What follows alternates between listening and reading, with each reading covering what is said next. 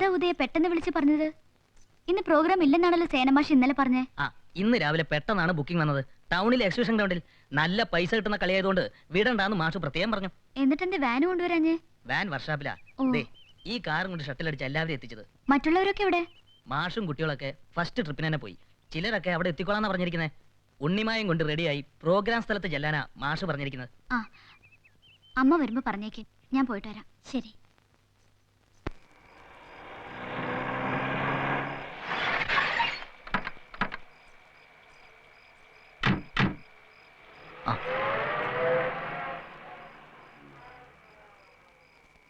ഇതാണോ വീട്? അതെ, മാഷും കുട്ടികളൊക്കെ അകത്തുണ്ട്. വരൂ.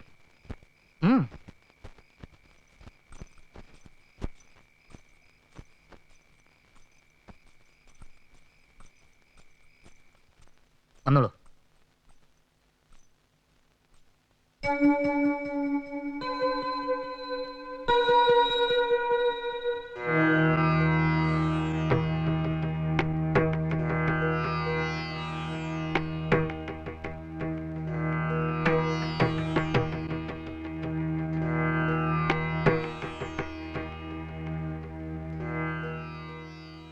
എവിടെ മാഷും മറ്റുള്ളവരും?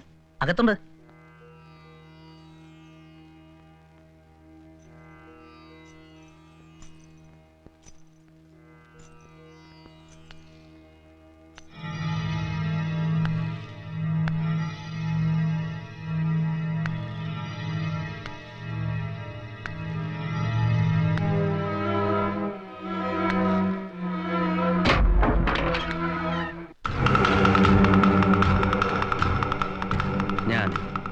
രാമനാഥൻ, രാമനാഥൻ, രാമനാഥൻ,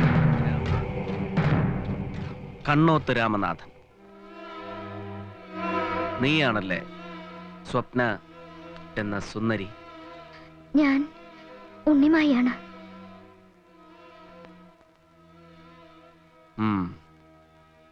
എവിടെ മാഷും കുട്ടികളും? ഇവിടുത്തെ മാഷും കുട്ടികളും ഒക്കെ ഞാൻ തന്നെ. എനിക്കിപ്പോ തന്നെ തിരിച്ചു പോണം. ഈ രാത്രിയിലോ? ഈ സമയത്ത് താൻ പെരുവഴിയിലെത്തിയാൽ പിന്നെ തന്റെ ശവം പോലും കിട്ടില്ല. രാമനാഥൻ സാർ വിചാരിച്ചാൽ തനിക്ക് കലാരംഗത്ത് രക്ഷപ്പെടാം. ഒരുപാട് പിടിപാടുള്ള ആളാ.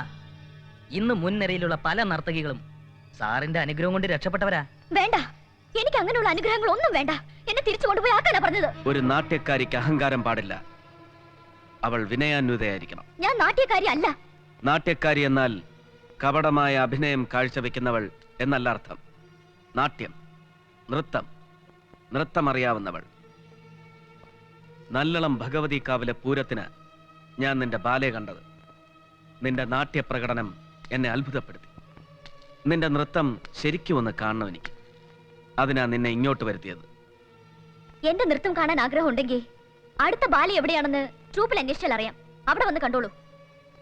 കൊള്ളാം, മിടുക്കി. നിന്റെ തന്റെ ഇടം എനിക്ക് ഇഷ്ടപ്പെട്ടു. കലാകാരിയായാൽ ഇങ്ങനെ വേണം. പക്ഷേ ഉത്സവപ്പറമ്പുകളിൽ ആയിരങ്ങളുടെ മുമ്പിൽ നൃത്തമാടുന്ന നിനക്ക് എന്റെ മുമ്പിൽ ആടാൻ വയ്യ എന്ന് പറയുമ്പോഴുള്ള വിരോധാഭാസമാണ് എനിക്ക് മനസ്സിലാവാത്തത്. ഞാനൊരു നർത്തകിയാണ് എന്ന് വെച്ച് ഒരാളുടെ മുമ്പിൽ വന്ന് രഹസ്യമായി നൃത്തം ചെയ്യാൻ ഞാൻ ദേവദാസിയൊന്നുമല്ല. ഒരു ബാലയ്ക്ക് കിട്ടുന്നതിന്റെ 10 ഇരട്ടി ഞാൻ തരും. എന്റെ മുമ്പിൽ നീ നൃത്തം ചെയ്യണം. പറയൂ, എത്ര വേണം? എനിക്കൊന്നും വേണ്ട. എന്നെ പോകാൻ അനുവദിച്ചാൽ മതി. പിന്നെന്തിനാ നിന്നെ ഇങ്ങോട്ട് കെട്ടിയെടുത്തത്? എന്നെ നിനക്ക് ബോധിച്ചില്ലേ? ഞാൻ ആരാണെന്നറിയോ? കണ്ണോത്ത് രാമനാഥന് സംഗീതവും നൃത്തവും ആത്മാവിന്റെ ഭാഗമാണ്. അറിയില്ലെങ്കിൽ ഈ നിൽക്കുന്ന ഉദയനോട് ചോദിച്ചു നോക്ക്. അവൻ ഇതിനു മുമ്പ് നിന്നെ പോലെ പലരെ ഇവിടെ കൊണ്ടുവന്നിട്ടുണ്ട്. നിങ്ങളുടെ മുന്നിലേക്കാണ് കൊണ്ടുവരുന്നതെന്ന് ഞാൻ അറിഞ്ഞില്ല. ബാലിക്കാണെന്ന് പറഞ്ഞോ ഇയാൾ എന്നെ ഇവിടെ കൊണ്ടുവന്നത്? ഈ കേട്ടത് സത്യമാണ്. അത് ബാലേക്കെന്ന് പറഞ്ഞില്ലെങ്കിൽ ഈ കുട്ടി വരില്ല എന്ന് മനസ്സിലാക്കിയോണ്ടാ. ശരി, കുട്ടി ഏതായാലും ഇതുവരെ വന്നതല്ലേ, വേഗം വീട്ടിലെത്തിക്കാൻ. പോകുന്നതിന് മുമ്പ് എനിക്ക് നിന്റെ നൃത്തം ഒന്ന് കാണണം. നൃത്തം ചെയ്ത് ജീവിക്കുന്നവളാ ഞാൻ എന്ന് വെച്ച് കാശിന് വേണ്ടി അത് വിൽക്കാൻ ഞാൻ തയ്യാറല്ല. നിൽക്ക്. ആശിച്ചതെല്ലാം നേടിയെടുത്തവനായി രാമനാഥൻ. രാമനാഥന്റെ ബംഗ്ലാവിൽ വന്ന ഒരു പെണ്ണും എന്നെ ധിക്കരിച്ചിട്ടില്ല, ധിക്കരിക്കാനാവില്ല. നൃത്തം ചെയ്യണമെങ്കിൽ കാലിലണിയാൻ ചിലങ്ക വേണമല്ലേ? ദാ സ്വർണ്ണ ചിലങ്കകളാണ്. ലക്ഷണമൊത്ത നർത്തകിയാണ് നീ. ചലനത്തിൽ ലാസ്യ ചാരുത നിറഞ്ഞവൾ. അതാണ് എന്നെ കൂടുതൽ അടുപ്പിച്ചത്. ചലങ്ക കെട്ടിക്കോളൂ. ഈശ്വര സന്നിധിയിൽ നൃത്തം ചെയ്താലും തെരുവിലാടി തിമിർത്താലും വരദാനമായി കിട്ടിയ അമൂല്യ കലാവൈഭവം അരുതെന്ന് പറയരുത്. മടിക്കണ്ട, കെട്ടിക്കോളൂ. അല്ലാതെ നിനക്ക് ഇവിടുന്ന് പോകാൻ ഒക്കില്ല.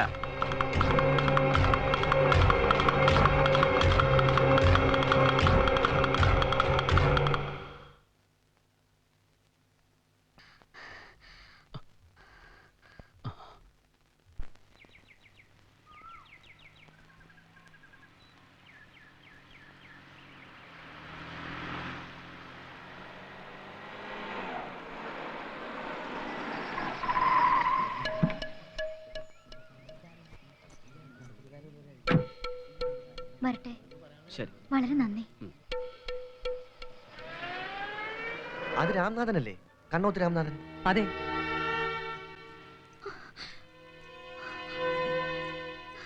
ശ്രീകുട്ടി, അമ്മയ്ക്ക് എന്ത് പറ്റി? ഇന്നലെ രാത്രി ചേച്ചി എവിടെയായിരുന്നു? അത് ഞാൻ പ്രോഗ്രാമിന്. എന്ത് പ്രോഗ്രാം? ചേച്ചി ഇന്നലെ പോയ പുറകെ നിങ്ങളുടെ ട്രൂപ്പിൽ നിന്ന് ഒരാൾ ഇവിടെ വന്നിരുന്നു. നാളെ വൈകുന്നേരം തൃശ്ശൂരിനടുത്തൊരു അമ്പലത്തില് ബാലയുണ്ടെന്ന് അറിയിക്കാൻ. ചേച്ചി പ്രോഗ്രാമിന് പോയല്ലോ എന്ന് പറഞ്ഞപ്പോ അയാൾ ചോദിക്കുക എന്ത് പ്രോഗ്രാം ആണെന്ന്. ഇന്നലെ പ്രോഗ്രാം ഒന്നും ബുക്ക് ചെയ്തിട്ടില്ലെന്ന് കേട്ടപ്പോ അമ്മ തല ഇറങ്ങി മുറ്റത്ത് വീണു. അയലത്തുകാരും അറിഞ്ഞു.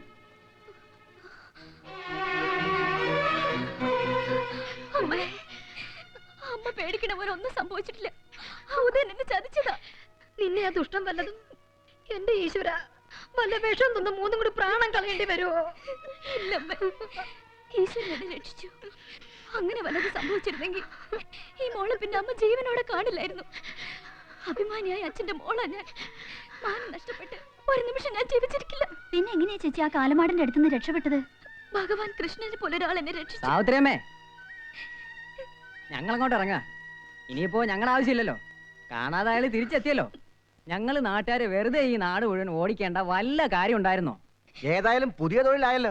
കണ്ണോത്ത് രാംനാഥന്റെ കാറിലല്ലേ വന്നത്? അയാൾ ആരാന്നേ ഞങ്ങൾക്കറിയാം.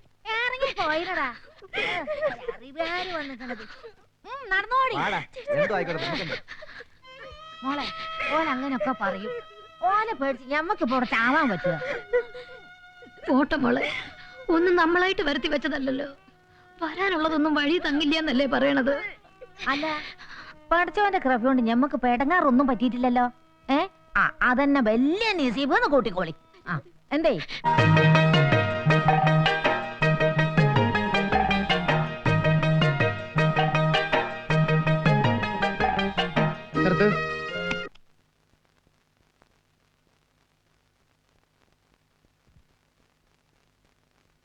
വരൂ.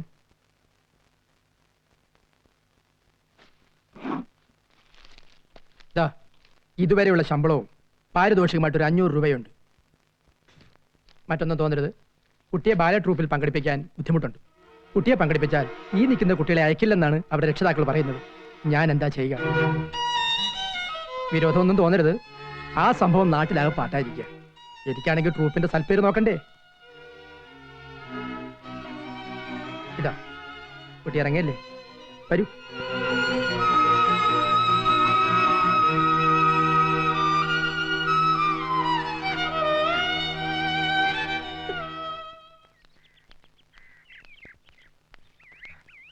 റിഹേഴ്സൽ കഴിഞ്ഞ് വരിക. എന്താ എന്താ ഉണ്ണി? എന്നെ ട്രൂപ്പിൽ നിന്ന് പിരിച്ചുവിട്ടു. പിരിച്ചുവിട്ടോ? ഞാൻ ട്രൂപ്പിലുണ്ടാവുന്നത് മറ്റു കുട്ടികൾക്ക് ചീത്ത പേരാണത്ര. എന്താ ഇത്? കണ്ട തെമ്മാടികൾ അതും ഇതും ഒക്കെ പറഞ്ഞു നടക്കുന്നു വെച്ചാൽ ഉണ്ണിമായി അറിയാവുന്നവരാരെങ്കിലും അത് വിശ്വസിക്കോ? വിശ്വസിക്കുന്നവരുണ്ട്. സത്യം എന്തെന്ന് അറിയാതെയാണ് ഇല്ലാത്തതൊക്കെ. ആ ഉദയനാണ് എല്ലാത്തിനും കാരണം. എല്ലാം ഞാൻ അറിഞ്ഞു. ഉണ്ണി പൊക്കോളൂ.